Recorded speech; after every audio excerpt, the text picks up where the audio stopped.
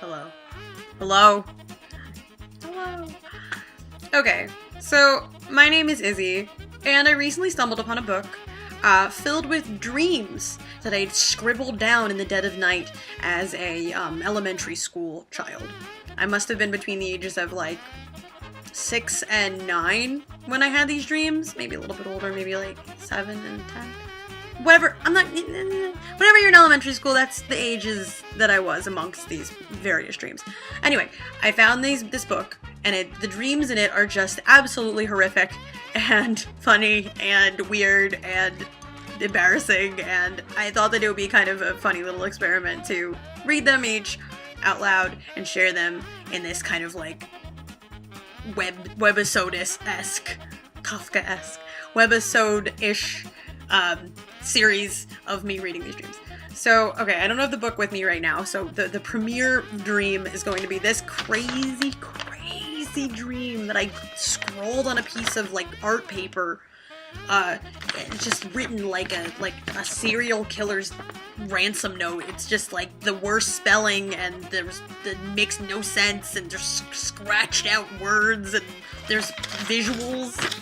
There's visuals to help you, I guess, you, the audience, who's reading this when I'm in elementary school, my secret dreams, visualize what I'm writing, because my writing is so just bad and completely incomprehensible that there's no way you can understand it without the drawings, without the aid, without the visual aid. So, without further ado, I'm going to share with you this nightmarish piece of nonsense that I uncovered. And hopefully many more will come to follow, and I hope that these are at least a little bit funny. That's my intent. Yeah, so here we go. Last night I had a dream that I went online and I saw this weird screen name of some person on my buddy list I didn't recognize. So anyway, I decided to send him a message that said, "Who are you?" He sent a message back that said, "Hi, I'm Dudley. Who are you?" So anyway, we started talking, and then I crossed it out and wrote "I aming" beneath it. And by the end of the week, we had fallen in love with each other, comma. So we arranged a date to go see a movie. I'd come over his house, then we'd go.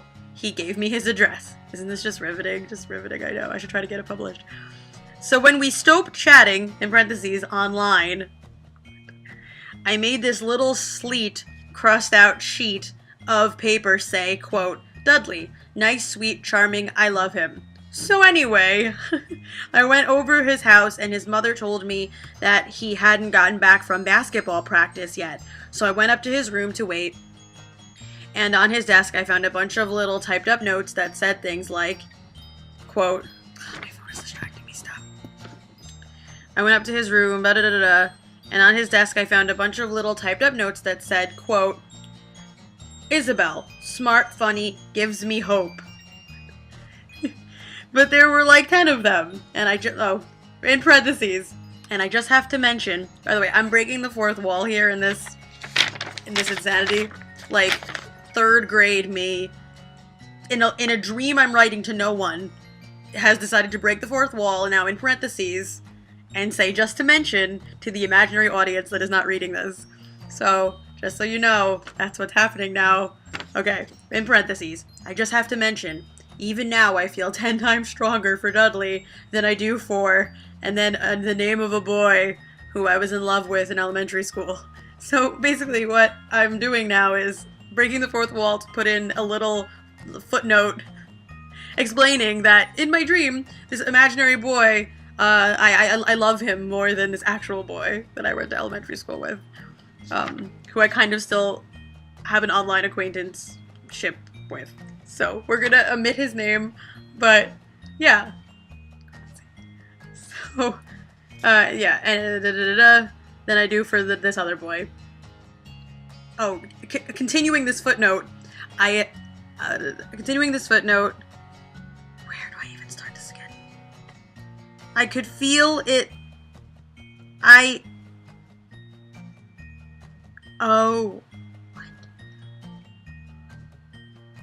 I could feel it.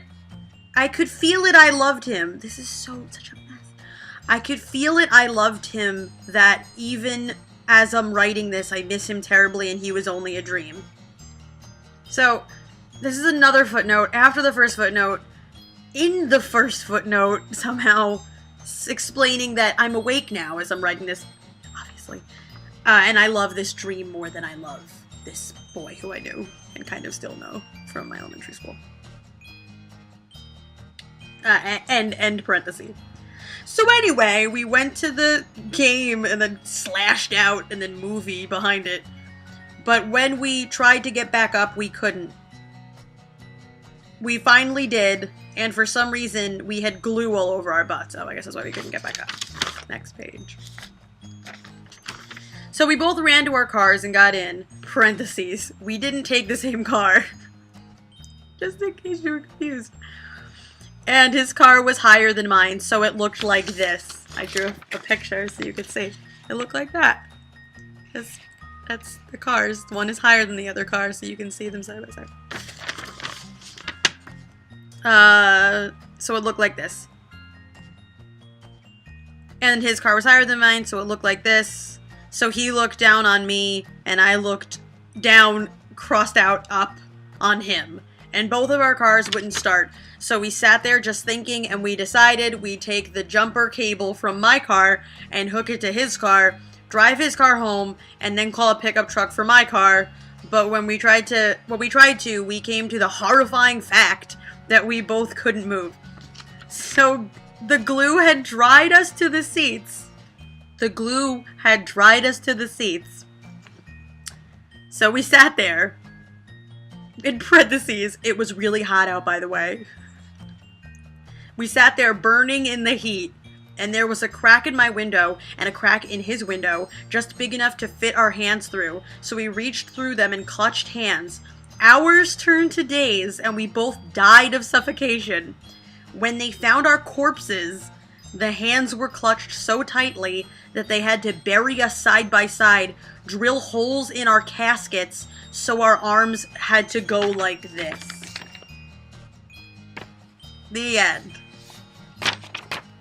So just to recap, I died in my car, and this dream boy, Dudley, died in his car, but there were a little bit of space in the windows, and we died clasping hands, and the rigor mortis was such that they could not separate us, and we had to literally be buried with our hands holding the other hand up above the ground. But our tombstones are... Oh no, I guess these are the caskets. I said that. In our caskets, they had to drill holes in the sides so we could hold hands. Because we were fused by our love. Literally fused. Yep.